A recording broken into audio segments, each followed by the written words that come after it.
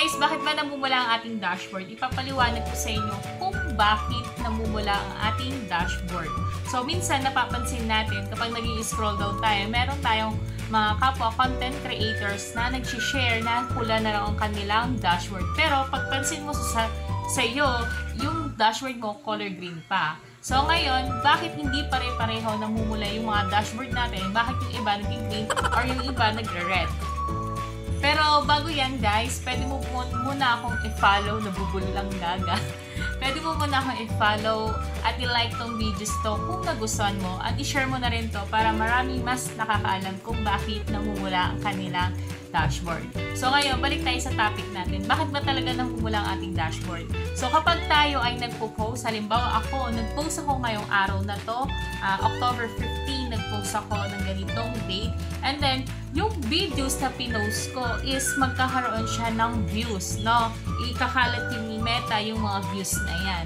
And then, after 1 week, andun pa din, minsan humihinto yung views natin. Kung mapapansin nyo, yung mga ina-upload natin videos is nag-i-stop na yung views.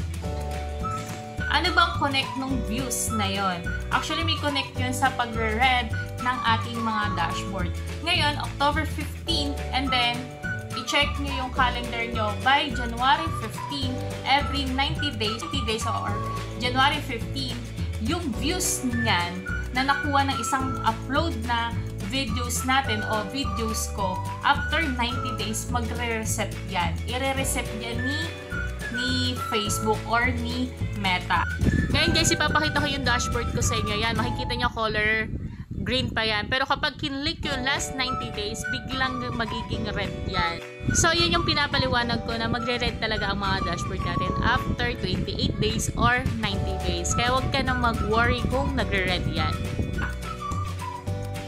Wala yan sa pinagkaiba ng kapag ikaw na-restrict, di ba? Kailangan mo muna maghintay ng 2 to 3 months para ma-reset yung views na nakuha mo within that videos. So, ganun lang din yun guys. Kapag na-restrict ka, hintay mo mag 60 days or 90 days para ma-reset lahat ng nakuha mong videos dyan sa in-upload mo na video. So, ganun lang din guys. Kaya siya na-red yung mga ating mga dashboard dahil kasi nga, tapos na yung allocation na binigay sa atin ni Meta ng within 90 days, dapat i-reset niya na yung mga videos natin. So, ganun lang yung kaya kung bakit nagre-red yung ating mga dashboard, hindi yan sign na dapat panghinaan ka. Dapat mas sign niya na, ay, kailangan ko pa i-push kasi natanggal na yung mga nahakot ko na views, natanggal na yung mga nahakot mo na views, kailangan mas maging motivated ka pa at i-push mo yung pag-reels mo. Wala namang masama kung susubukan mo pa, diba? Okay?